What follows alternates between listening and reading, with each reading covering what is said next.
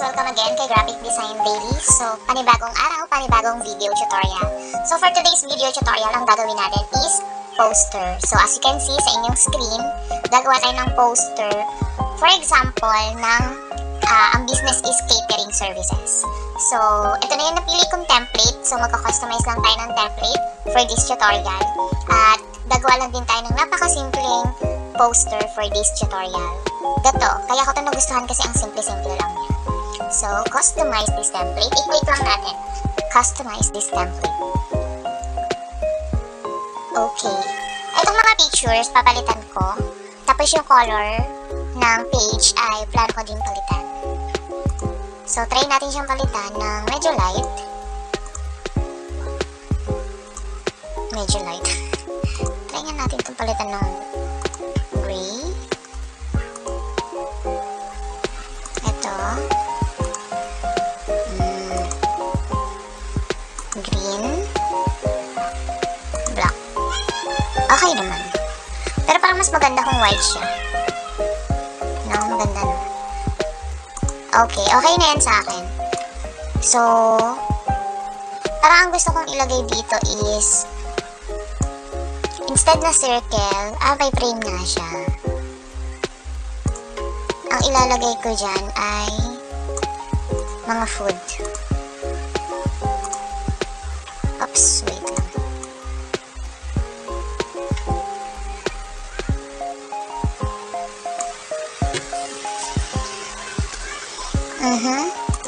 Pilitan natin ito ng green na yellow green. Tapos ito yung medyo grayish. Okay. Ito rin, palitan natin siya ng green.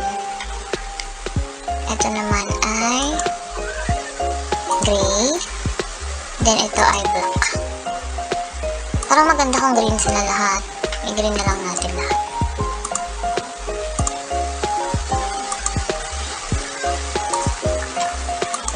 I-green na lang natin lahat.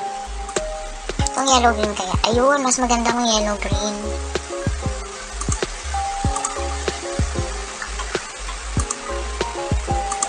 Ayan. Okay. Mag-delete tayo dito. Feel ko walang frame na nakalagay dito. So, mag-duplicate tayo. Lagay natin siya. Lakihan lang natin ito ng kaunti. Okay. Ito delete image. See? Walang nakalagay na frame dito sa gitna. Nilagyan lang natin. So, syempre, elements, hanap tayo dito ng mac and cheese na food. Ayun. So, for example, ito yung mga food nila na ino-offer. Wait, hindi ko siya gusto. Ay, ang ganda na ito.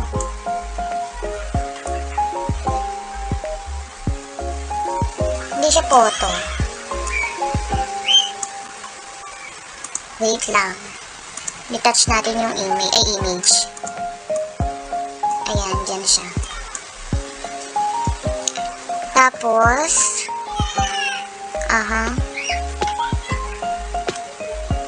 kare-kare.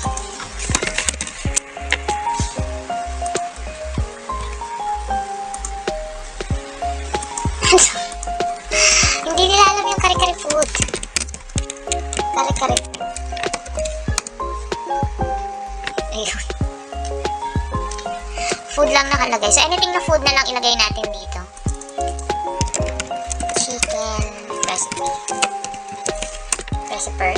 Ayun.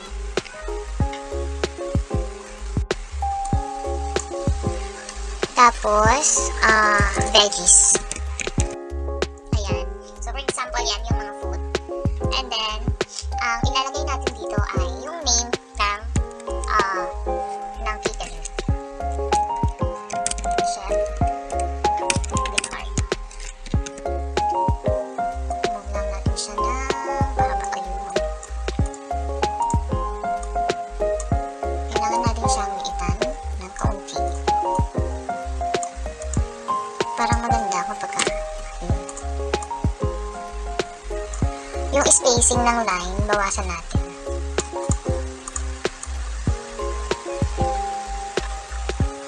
Tapos, lagyan natin siya ng effects, yung outline niya. Yung outline gawin natin white. Ayun, o diba? Chef De Carlo Catering. Tapos, papalitan natin to. Yung catering to your culinary delights. Ang ilalagay natin dyan is makes your events memorable with Chef De Carlo.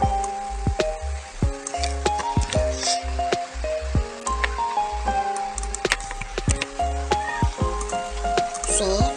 Lakihan natin. Then, yung our services, hindi ko na siya babaguhin. Okay na yan sa akin. Okay na yan, family event, office event, birthday event, special occasions. Special occasions.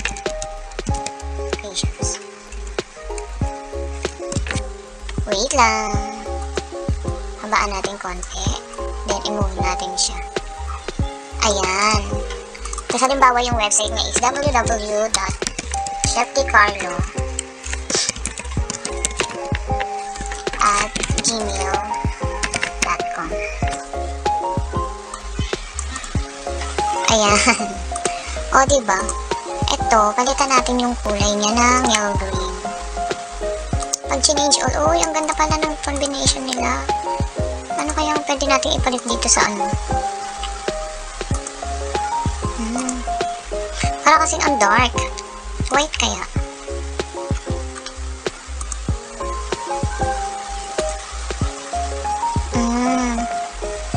Pwede naman. Medyo dark kasi siya, no? Pero okay na din, mabago na.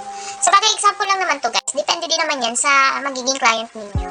Kung ano yung pinaka gusto nilang color. Ito kasi, pinakita ko lang sa inyo na napakadali lang mag-customize ng template kay Canva. Especially, kung yung magpapagawa sa inyong client o yung customer ninyo is hindi naman talaga sila maselan.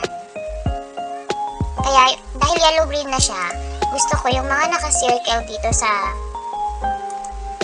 tawag na ito. Itong mga naka-circle, i-white na lang natin siya.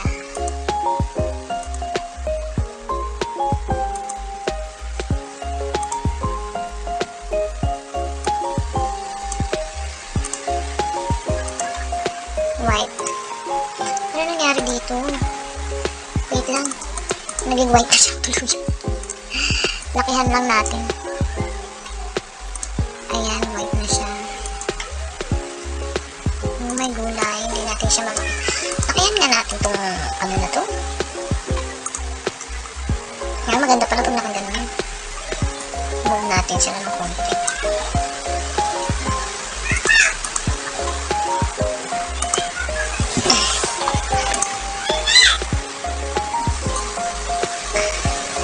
Ayan. Tapos pwede pa tayo mag-add dito ng isa pang frame. Duplicate natin yan. Wait lang. Ito lang. Duplicate natin. Lagay natin siya dito. Tapos add tayo ng frame.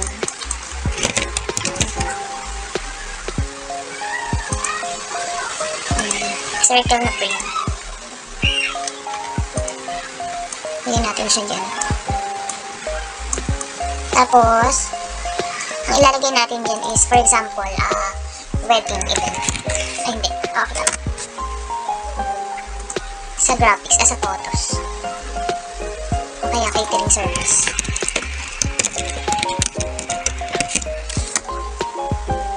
Ayan. Lagay natin siya dito. Kasi, ayan, kahit pa paano, nadagdag-dagdagan naman siya. Ito, gusto ko talaga i-light yung green niya eh. Search pa nga tayo ng ibang green. Ganda. Ito, ay gawin natin siya. Pag nag-white tayo dito, kailangan iba ang kulay na itong mga nasan.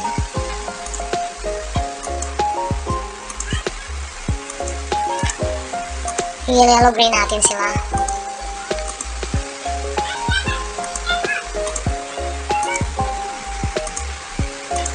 Tapos, i-move natin dito yung food.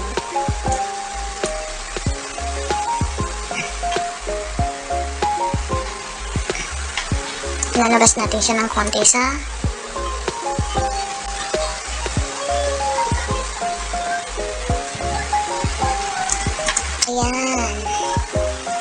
Mas maganda siguro na yung mga nakasulat ay light na din yung kulay. Make it white.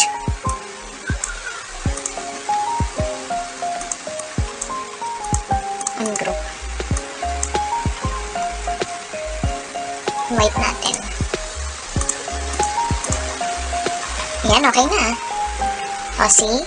So, meron na tayong poster. By the way, guys, ang size na itong poster is 11 by 14 inches. So, portrait siya. Yan, o, diba?